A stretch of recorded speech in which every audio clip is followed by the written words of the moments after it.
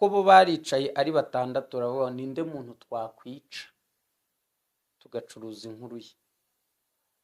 Ubwo rero jyewe na Vava ubundi twari wanted turi babiri na Nsabi, Dogita Nsabi, umunyamakuru mugenzi wawe ari buvuga amazina ye, arantera araza baririza ngo ahantu umuhanuzi Theogene aba ni hehe. none zitaba prank kinderuye noneho mvuze ko ari prank noneho mu tujye twumvikana tujye tuba clear abantu nibagakora ibyaha ngo ingaruka z'ibyaha nizibazaho baze kubeshya publicité. Akwire kuzana kabati bene data nubwo mwari munzi nk'umuhanuzi mwagiye munyumva mu bintu bitandukanye nagezweho n'ibyago nisanze nkozi icyaha cy'ubusambanyi nkorera Imana imbabarire namwe mumbabarire, ariko ubu mfite situation yuko uburyo nari mfite nabwishyuye inda twaryamanye buranshirana none igitsina cyarwaye kandi ndabona bimeze nabi mumvure hariya n'urushinge bagutera kwa muganga wawe wiza kuvuga ngo umuntu najye kwiteza inshinge 2 cyangwa 3 akiri umutezi. Slim Jesus. Reka nongeye mbahereze ikaze bakunzi bacu, nanjye mbasombe gukomeza kugubwa neza aho muri mwese. Uyu munsi tuzanye n'uwo bita Ezekiel. Ezekiel mumeze muti? Turashima Imana yaremye isi n'ijuru. Slim we. Okay. Duherukana ubushize ubwo twakoranaga ikiganiro turi mu Bugesera. Aho wari warakaye cyane uvuga ko bita nibishaka yagiye muri comment z'ikiganiro cyakagutuka ngura amazirantoki. Abantu benshi bazabanze basobanukirwe ko ndi umuhanuzi Uwiteka. Bibiliya ivuga ubudahangarwa bw'abahanuzi ubundi. Ndavuga ngo nutunga uzagutunga urutoki. Mu yandi magambo azaba rutunze mu mboni y'ijisho ry'Imana. Twebwe nta zindi mbaraga ziturwanirira. Twebwe nago tuzaba nk'abandi b'abanyabwoba bisanga ngo kubera ko babavuzeho bagahita biruka ngo bagiye gutanga ibirego muri RIB ngo kugira ngo RIB iba ariyo ibakavaringa.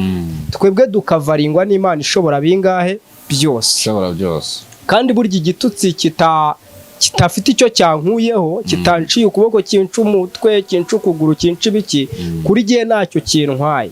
Bibiliya ivuga ko niba badusuzuguranye Imana ntabwo agiye abantu bansuzugura ubwo bansuzugurana Imana nta kibazo. Muri byigeze kuri baravuga ngo Morodekayi humura gumire ku irembo ry'ibwami Hamani uriyuguhiga akurusha ubutwari ukamurusha Imana akurusha icyubahiro ukamurusha ibanga ugendana humura ntacyo uzaba. Reka mwibarize rero. Yego. Muri iyi minsi nabonye dufite umukozi w'Imana Tisiye, urabona ararwaye muri kumukorera ubuvugizi. Nyuma y'iminsi ho bita nibishaka nawe agaragaje ko yari mu bitambo byari byatanzwe. Avuga ko hari hatambwe abantu 3, hatambwa we, hatambwa Dorimbogo ndetse na Nsabi, Dr. Nsabi. Ariko muri aka kanya twise tubona n'undi muntu urwaye ndetse dufite n'andi makuru menshi abantu batandukanye. Ese kubera iki nibishaka ari umwe mu bantu batanzweho ibitambo mu bastari bose dufite mu Rwanda? Murakoze cyane, Imana ibaha umugisha. Hari igitambo nemera. Igitambo nemera ni igitambo kizima cyanzwe n'abana b'abantu ku Mana kigakutoranwa ari cyo Yesu Kristo. Yego. Iyo uri umukristo ukaba mu cyiciro gitambwaho ibitambo na Satani, ikigereranyo cy'ubukristo bwawe kiba ari ntacyo. Siza kanumvuze niba ukumvise ikigereranyo cy'ubukristo bwawe kiba ari ntacyo. Umuhanuzi cyangwa se umugabo witwa Morodekayi, Bibiliya igaragaza ko yamanikiwe igiti akimanikirwa n'uwitwa Hamani. Ariko ngo kubera ko yari umuntu wari waravuganye n'Imana, yaravuzweho n'Imana, nkwibutse ko igiti yamanikiwe cyamanitsweho umwanzi we. Nshatse kukubwira iki? Niba njyewe untamba antambanye Imana iri muri jye, bisobanuye ko ari we ugomba kugenda njyewe nta hantu ngomba kugira gute kujya. yego Ngarutse kuri uyu muhanuzi cyangwa se uyu nguyu wiyita umuhanuzi, yego ubundi sinemera yuko umuhanuzi yatambwa. kubera Yego, kubera icyo atatanga. impamvu ya mbere uba ugomba kurwanirirwa n'ijuru. yego Niba tugeze mu cyiciro cy'uko abahanuzi batambwa rero, baba batarahamagawe nk'abahanuzi bahanura iby'Imana, kuko twebwe ibitambo bagerageza kudutambaho twe ntibikunda. yego Rimwe na rimwe twagiye twakira abantu bagiye batanga ubuhamya bw'uko bavuye ikuzimu. Rimwe na rimwe bavuga ko bagerageje no kwica no kuza kwica abakozi b'Imana, ngo ariko ngo imbaraga zibarinda zikaba zitandukanye n'iziza kubica. yego Bityo bikarangira badapfuye, ahubwo ubuhamya bwabo bukaza gutangwa n'abatumwe kubica. yego Iyo ugeze rero aho wowe ubwawe witangira ubuhamya bw'uko watumwe kwicwa, bagutumye ibigomba kukwica, icyo gihe imbaraga z'uwo wirata ziba zitakiri muri wowe. Yego, ndakumva. ahubwo mba nkwiriye uyu nguyu nagakwiriye kumuha message cyangwa message ivuga ngo niyongere yibuka aho yaguye, yongere yakire Yesu Kristo nk'umwami n'umukiza, kuko ni bimwe mu bimenyetso bigaragaza ko Yesu atakiri muri we. yego Yakabaye ari muri we, yakagombye kumenya ko hari ikiguzi yatangiwe kugira ngo abeho. yego Gute rero ushobora kuza kubihuza ngo uri mu bantu bagombaga gutambwa na nyakwigendera Dorimbogo? Njye na nubwo nemera ko Dorimbogo yatambwe. kubera iki utabyemera? Never. Icyambere, twakiriye inkuru n'ibiganiro byinshi kuri we, hari n'amavideo n'ibimenyetso n'ibihamya bigaragaza ko uyu mwene data mbere y'uko atabaruka yari abifiteho iki amakuru. Biragoye rero kuba waba ufite amakuru ngo abantu bongere bagaruke bavuge ngo watambwe. Nta muntu watambwe umenya ko yagize gute yatambwe, ahubwo wisanga wagize gute wagiye. Icya kabiri, mbere yo kuvuga ko uyu yatambwe, banza umenye igisekuru cy'iwabo kimeze gite, gihagaze gute. Ese ubundi igisekuru cy'iwabo cyaba cyarabaye muri za Nyabingi, cyaba cyarakoreye ibitega, hari amasezerano cyaba gifitanye na shitani. Bundi na nubwo byanashoboka ko umuntu utari uwo mu muryango wanjye njyewe yaza kuntangamo igitambo. yego wacyumvise? Ahubwo bitewe n'ibyo basogokuru bacu tutazi cyangwa se tunazi bakoranye nabyo n'amasezerano bagiranye, bishobora kuba ari bo badutamba. Noneho tukisanga turi mu murongo w'ibyo bitambo, tugatambwa n'ibyo kwa basogokuru za kavukire zacu, ariko tudatambwe n'izo kwa kavukire z'ahandi. Niyo mpamvu uwitwa Abraham yavukaga muri Uri z'Abakarudayi. Ni ukuvuga ngo yari yaratambwe nk'igitambo kizasigara mu gisekuru cyo kwa Tera, akajya acuruza ibigirwamana, anakora imana zitanga imigisha, zitanga imvura n'ibiki, ariko ngo Imana iterwa n'ishyaka n'urukundo rwo gukunda Abraham kuruta iby'ibigirwamana by'iwabo, imutoranyiriza kuba sekuruza w'amahanga kuruta kuba sekuruza w'ibigirwamana. Ariyo mpamvu ngo yumvishe ijwi ry'imuhamagara, iramubwira ngo va mu gihugu cyanyu, usiga inzu ya so n'umuryango wanyu, ujye mu gihugu nzagira gute, nzakwereka. Imubwira ko izamuhindura ubwoko bukomeye. Mu guhitamo kwiza kwa Aburahamu rero yahisemo kuba igitambo cy'Imana kuruta kuba igitambo cy'abadayimoni, ahindurwa sokuruza w'amahanga. Uyu munsi rero njye nk'umwizera, sogokuru wanjye Abraham mwizera nk'umuntu watoranyijwe ko nakwitirirwa umwe mu rubyaro rwe, nkahita nibona mu kimenyetso cy'amaraso ya Yesu. Iyo ndi mu kimenyetso cy'amaraso ya Yesu rero ndiho ubwishingizi ubwo ari bwo bwose, uri kumva?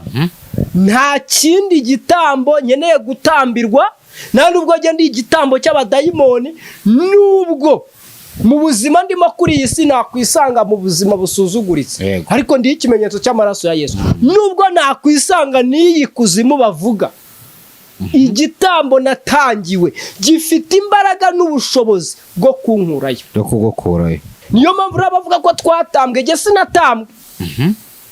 nta nubwo rero nuriya yatambwe, kuko abaye yaratambwe Imana yaba yaramubwiye mbere ikamubwira ati dore waratambwe, nudasenga uragenda.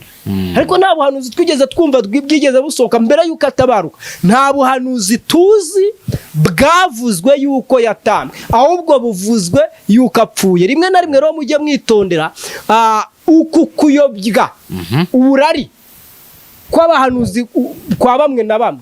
rimwe tutazisanga abantu bose tubitirira ko bapfuye barimbutse, kandi batagize gute, batarimbutse. ahubwo bakaje kutubwira igisubizo n'icy'Imana iri gushaka kuri izi mpfu za bamwe na bamwe mu bantu tuzi. Imana iri gushaka iki? Irashaka kwigisha icy'abantu. ni uwuhe musaruro Imana ifite kuri izi mpfu? kubera icyo abahanuzi muri gusohokana ubuhanuzi muvuga ngo barunaka batambwe, gutambwa kwabo gufitiye irihe somo ibindi byamamare? yego hanyuma twamara kumva isomo bifite bigatuma dushakisha igisubizo cyo kwegera Imana kugira ngo irinde n'abasigaye. ariko niba ari ibyo, nta munsi n'umwe ibyamamare bitapfuye. twinjire mu isi ya none, ba Michael Jackson baragiye, ibyamamare bitandukanye, nawe bajya bavuga ko bamutambye Michael Jackson, abaperezida ba John Pombe Magufuli, ba Nkurunziza n'ibindi byamamare bitandukanye byagiye bipfa. bityo rero dukomeje kugwiza imbaraga mu kuvuga ko batambye, icyo gihe nta mbaraga z'ijuru zitabara abera zaba zigize gute, zihari. Jero iyo mbonye abavuga ngo byatambwe mbibonamo marketing yo kwamamaza imbaraga za Satani. nkabiburamo kwamamaza imbaraga z'Imana ishobora bingahe byose. tuzagera ku rwego rero ubutumwa bwiza butazaba bukigishwa n'ibi impfu zose tubona tuzibona mu bitambo by'abadayimoni. ukomeje ku kantu kavuga kati Yesu nagakiri muri we. noneho ako kantu mpita mbihuza n'abantu muri comment bagendaga bavuga ngo na Bosco yabikozeho, avuga ngo nibishaka nago arwaye ibindi, nago bamuroze nta n'ibindi bindi, nta nuko mutangamo igitambo, ahubwo bavuga ko ngo yakoreye aho. no muri comment ikiganiro nasohoye umunsi hari uwanditse ati nibishaka aziza abagore. so bivuga iki ku bantu bavuga ko ngo yakoreye aho, yarongoye umugore ngo agakoreraho? Icyambere inkuru n'ibiganiro byagiye bisohoka kuri we. rimwe na rimwe ni inkuru zagiye zimushinja abagore. mujye mubyibuka. kandi n'abagore bagiye bagaragara mu nkuru bagiye batanga, bose bagiye bahuriza yuko uyu mugabo cyangwa se uyu wiyita umuhanuzi akunda igitsina gore. uyu munsi rero biragoye kwemeza ko uyu muntu yarozwe, kuko tumuzi nk'umuntu waje ahanura ibyago ku bandi. ariko rimwe na rimwe nawe akirengagiza ko ibyo byago yahanuye ku bandi nawe byagira gute, byamugeraho. icyambere, kuba ndi umuhanuzi ntabwo ari igisobanuro cy'uko mfite umubiri utarwara. yego ariko noneho uyu mubiri urwara, kugira ngo urware bigenda gute? Bibiliya ivuga ku masezerano yari yarahaye Abisiraheli. yaravuze ngo sinzabateza ibirwara nka bimwe nateje Abanyegiputa. bisobanuye ngo hari indwara uwizera Yesu Kristo nk'umwami n'umukiza arinzwe, ku buryo izi ndwara zitagomba kugera ku mubiri we. Abyumvise? bisobanuye ngo twebwe ntabwo turwara nk'uko abanyamahanga bagize gute, barwara. biratangaje rero kumva uwitwa umuhanuzi yarwaye ibibyimba ku mabyi. noneho reka duhita twinjira mu gitabo cy'Abami. tuhumve story y'inyagwa ry'isanduku y'isezerano. igihe isanduku y'isezerano yari yaranyazwe n'Abafilisitiya.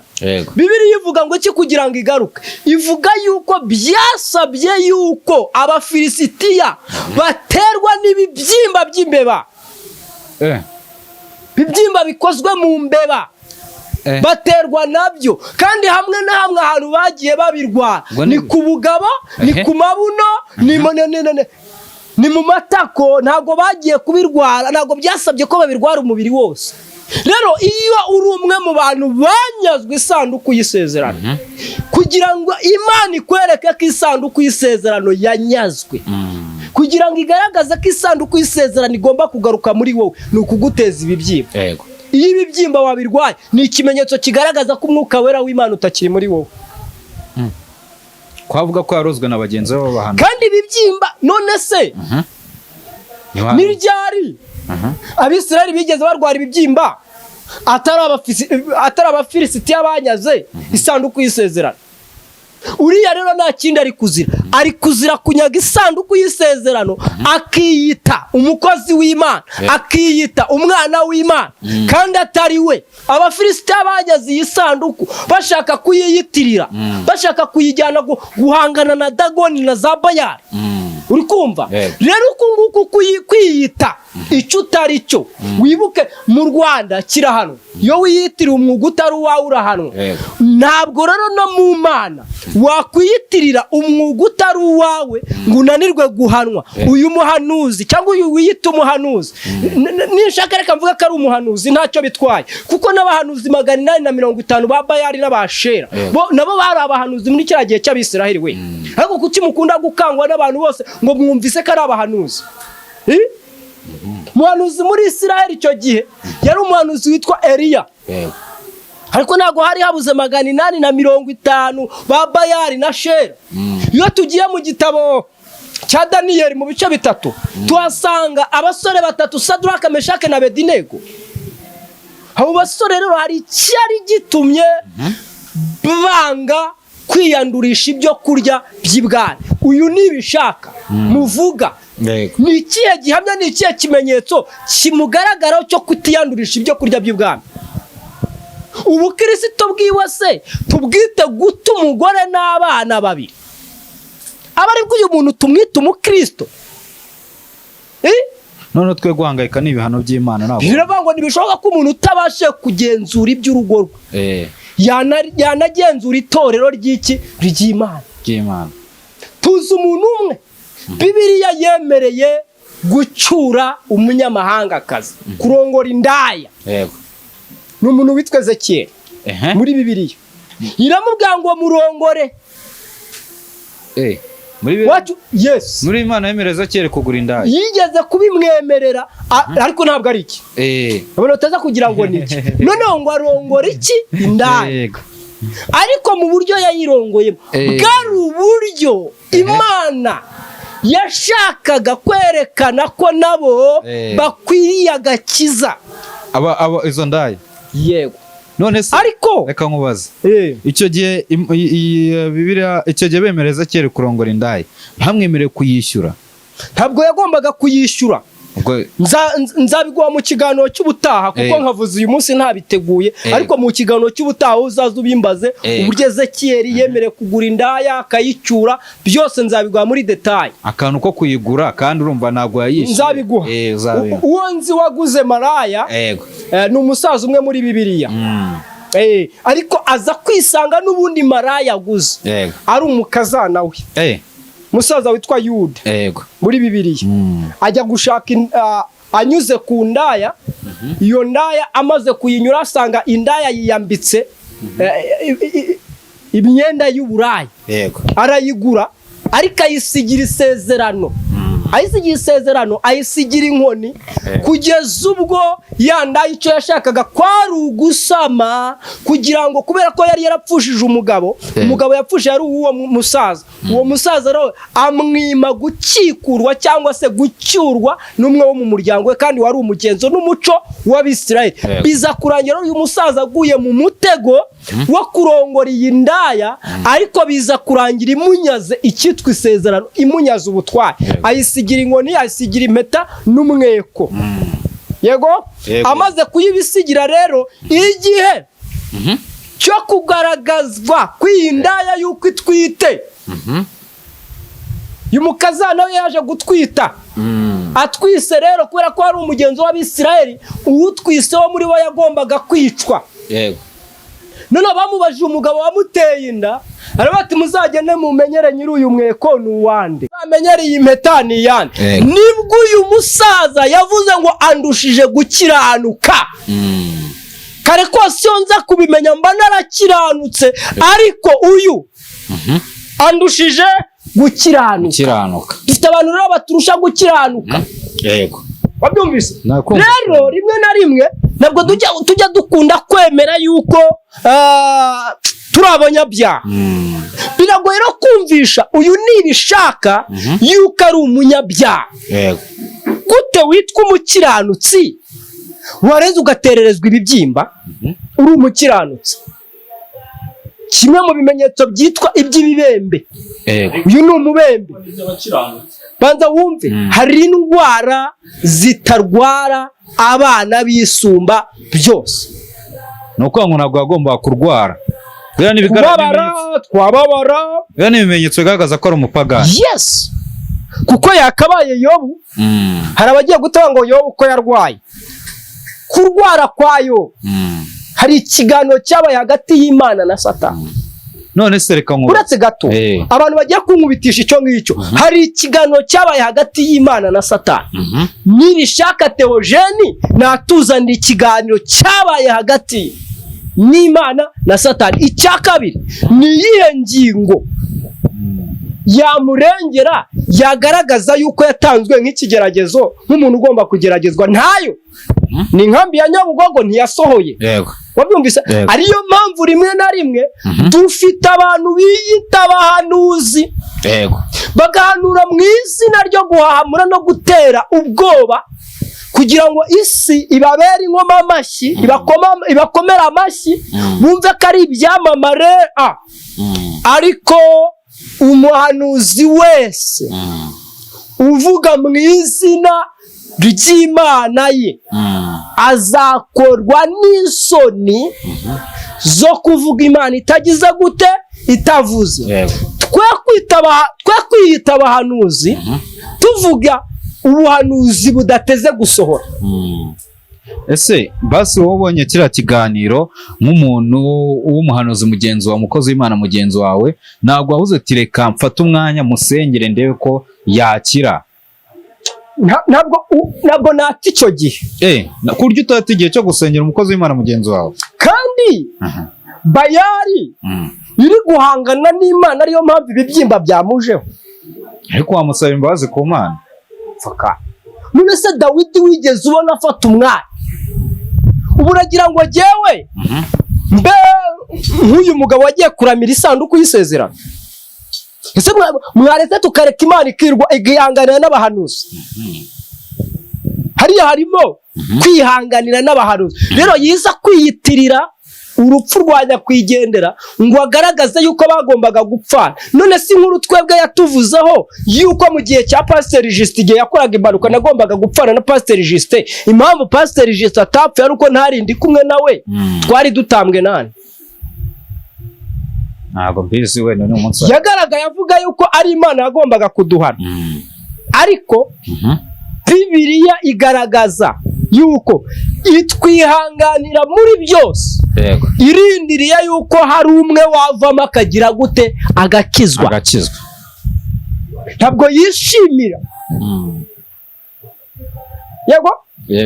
Ntabwo yishimira yuko umunyabyaha apfa. Ahubwo yishimira yuko yatwihanganira kugira ngo umwe witwa ko ari umunyabyaha akizwe. Icyo nicyo cyubahisha Imana. Urupfu rero ntabwo ari cyo kintu cyubahisha iki.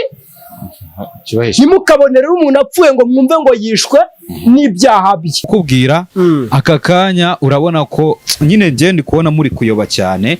Urabona ati se ararwaye, muri kumukorera ubuvugizi bufatika n'abandi bose bagenda barwara, ariko Theogene muri kano kanya nabonye njye uburwayi bwe mbona imiti akoresha ni myinshi yo yisiga. Urabona ko ngo n'igitsina cye kirenda kugwa.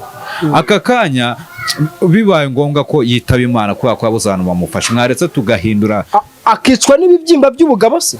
Bishoboka ko wenda yabura n'ibibyimba byo ku bugabo akaba ari byo bimwica. None twamutabaye basi ataba n'ikiremba. Reka harimo izindi ndwara. Oya tumutara ataba n'ikiremba. Ataba ikiremba arongore mushiki wawe se azabwahagirana. arongora umugore we. uwo yarongoye bwa mbere arabwahagiranye, uwo yarongoye bwa kabiri arabwahagiranye uri mu ntuza. Mu by'ukuri reka tubanze turebe, yego, ese koko niba ubu burwayi arwaye bivugwa ko ari igitambo, sibyo? Kuko niwe wabyivugiye. Ubundi koko ntakiri igitambo, nta nagakira igitambo ngo batwaye dore ni imiti ari kunywa niyizere ko izamuvura. Ariko hari ingeso tugomba guca kuri izi social media. Hari uwo tubona koko tukabona akeneye ubutabazi. Urugero nk'uyu mwene data Tisiye, yego, turamuzi twese.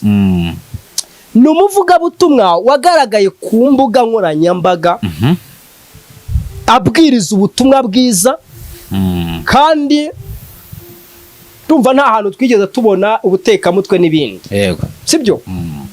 Mu buryo agaragara n'amavideo n'amafoto dufite, bigaragara yuko ari ku mwuka.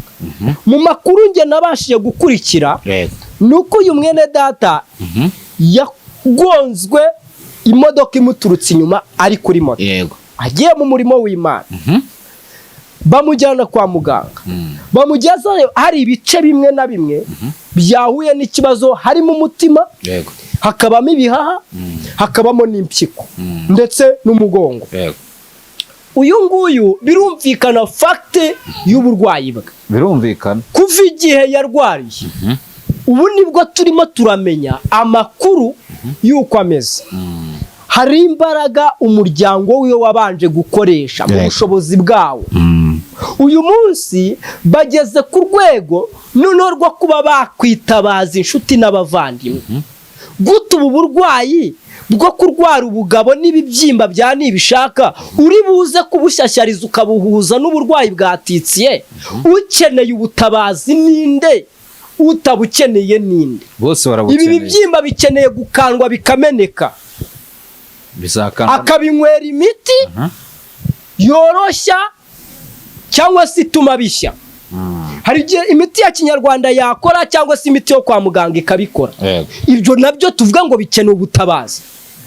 Nese afite amafaranga yo kugura iyo miti? None se niba nta mafaranga afite yo kugura iyo miti, ninde nyina muri twe? Ese yakoze cya kiganiro yishimye, yagiye kuri kamera ajya kwerekana ko igitsina cye kiri kugwa yishimye. Yakina umuntu umufasha. Ariko reka nkubaze, abantu nimukafata abantu ngo baze kubindera amaboko, afite umuryango. Tisiye mu burwayi bwe ntabwo twigira tumubona aza kwivugira.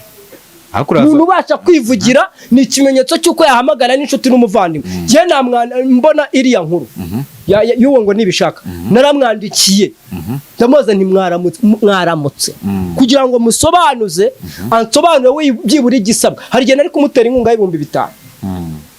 Ntiyashubije.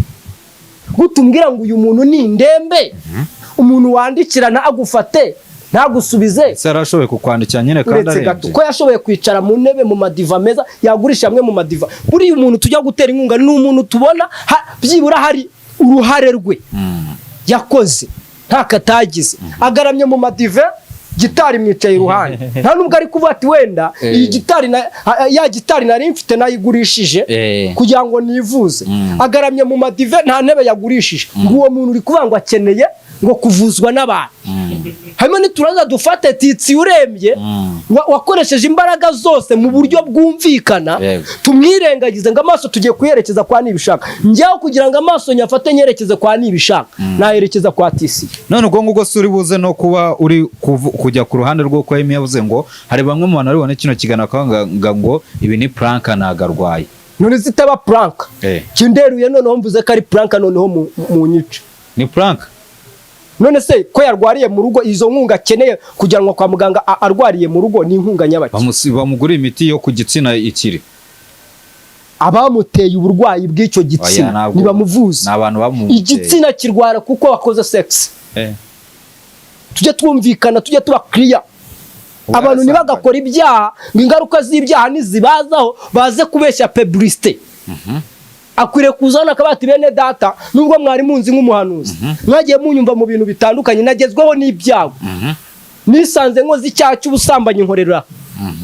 Imana imbabarire namwe mumbabarire, ariko ubu mfite situation yuko uburyo nari mfite nabwishyuye inda twaryamanye buranshirana, none igitsina cyarwaye kandi ndabona bimeze nabi. Mumvure hariya n'urushinge bagutera kwa muganga wawe, wiza kuvuga ngo umuntu najye kwiteza inshinge 2 cyangwa 3 akiri umutezi yiteza inshinge, urushinge barumuteye, niba bararumutera naga ako kanya yahita akira. Ntarindire igihe cyashyizweho na muganga akire, kandi nabanze yumve kutubaha Imana icyo buri Imana igukubitisha gahondesho kamwe ukanga kumvika gukubitisha ka kabiri aka gatatu kagukoraho. Sibyo uriya mugabo nareka gukina n'Imana wawe. Herega mujye mureka abantu tubabwiza ukuri. Impamvu twe tudakora ikosa ryo gukina n'Imana nuko Imana tuyizi. Mpamvu rimwe na rimwe mwisanga twaje hano mu igano tugakubita n'inda hasi, tuba tuwiteka twakoze ibyaha tubabarire, turayizi tuzi uburakari bwayo. Nshuti yanjye umuntu utazi Imana, nabonye abantu benshi bayifata nka Sekamana, bakayifata nka muyomba wabo, bakayifata Nyirakamana, bafite uburyo bayifata ariko ntago bayizi. Sibyo? Rero ibi ngibi muza guteka imitwe no kubeshya no kuri social media. Ese mwavuga ngo ararwaye tugasanga ntarwaye. Akwarwaye byararwaye kuko Emi yafashe umwanya areba no kubugabo bumwereka, abona ngo igitsina cyenda kugwa. Hanyuma se niba yarakibonye, yabonye mu by'ukuri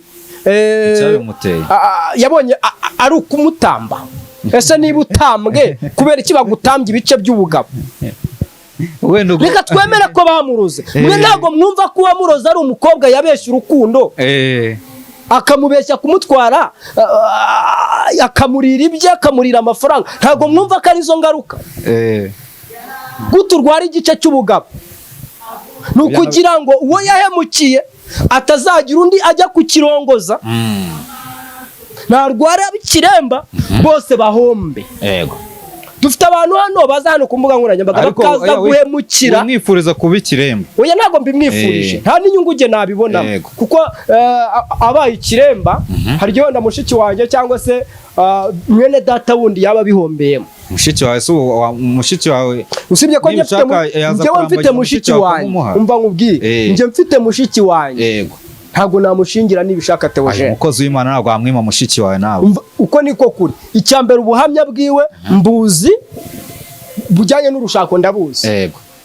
Wenda yabari nabamushingiye mushiki wanjye kugira ngo ajye kuruha. Yabarisubiyeho.